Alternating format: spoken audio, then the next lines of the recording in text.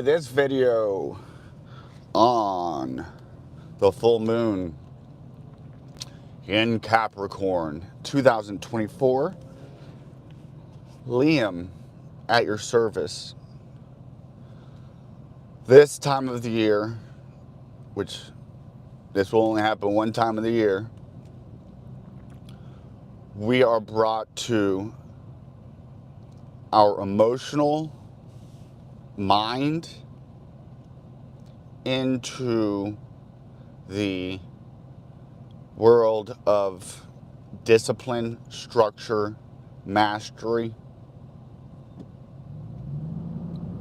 sovereignty of our emotions. Having our emotional body being fed through what we choose to entertain.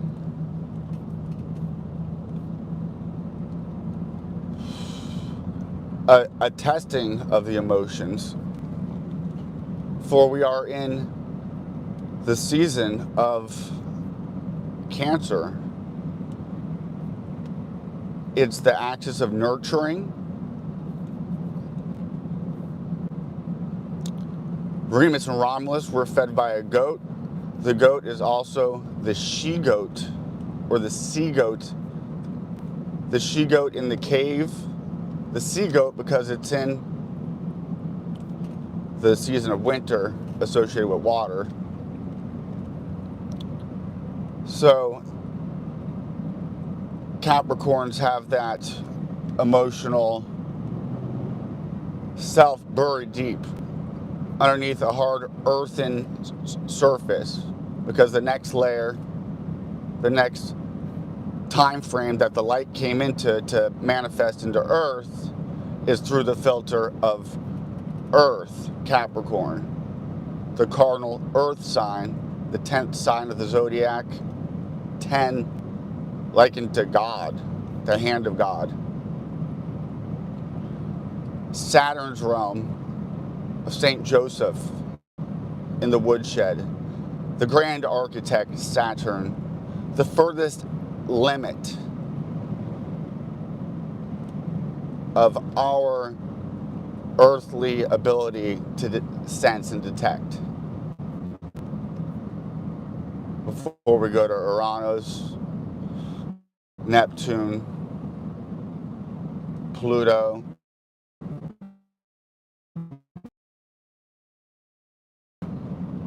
and the supernatural at the same time.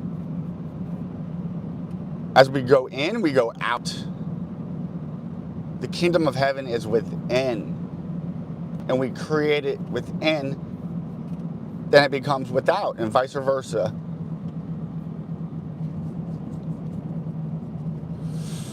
When we die, we think about going out and up into the heavens, when in fact, we very well may be just going in to the very most essential center. So we take our emotions, our sphere, our moon, our foundation on the Kabbalistic tree of life, or Hermetic, and we take our willpower, our Mars, together with Saturn, disciplined authoritatively, and we chisel the unhewn stone, our primal nature, ruled by the moon, from whence the wolves howl at, and is affected by its ebbs and flows, teaching us a lesson about the laws of the physical and the supernatural, supernature and nature, because of the relationship and correspondence. We can see and reflect upon how our inner world is a reflection of the outside, and how what's outside is a reflection of the inner world. Like a sickness is often allocated with a certain way that we have a mental feeling, mental thought, and then the feeling that comes along with it. And then the last stage is its physical manifestation.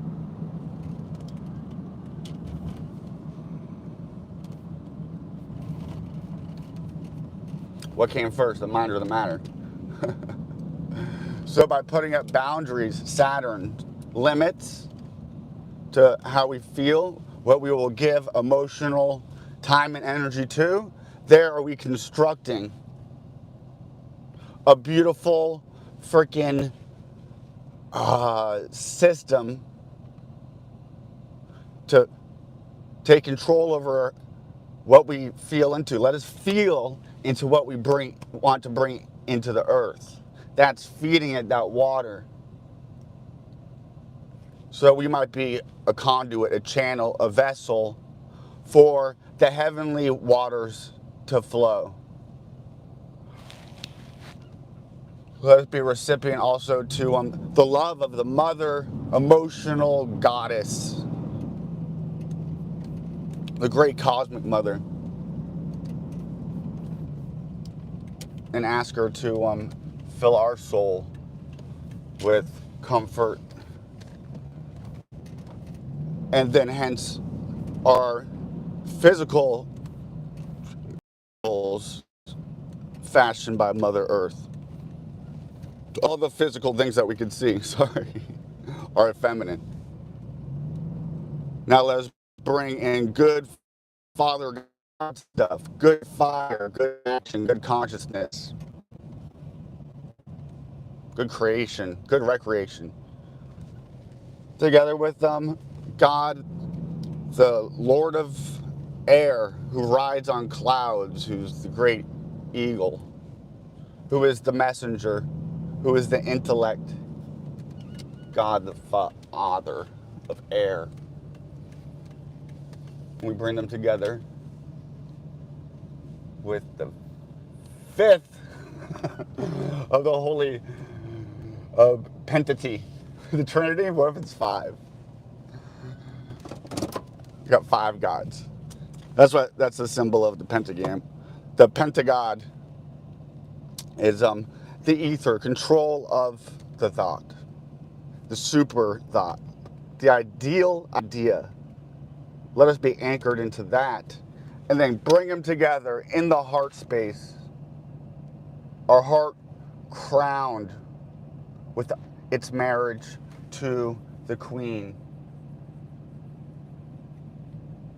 Our desire for godliness and God's desire for our union of the God and the Goddess together, centered in our heart, together with our mind and our nature.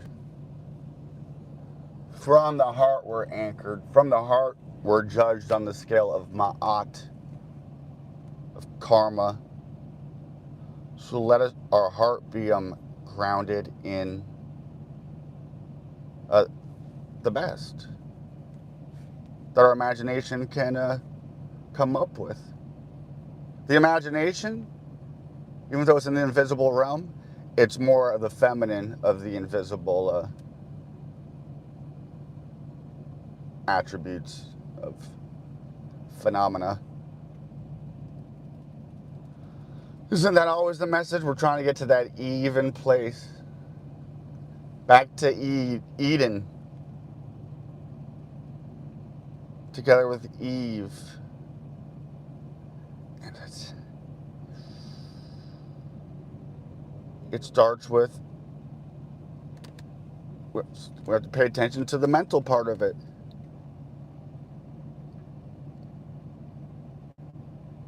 What idea, what Deus, Theos, what God are we attached to? That which is beauty, good, true, or that which is our the God of this earth? And what we do is we take the God of the goddess of this earth, And together, we come up the center staff pole axis mundi, where we find the moon at the bottom, the sun at the top. And it is the crown, the moon of Cancer, together with Jupiter, who is exalted, the king, where the sun, light, is the soul, spirit, together crowned. And you can't do it without the divine feminine. You can't do it without the divine masculine.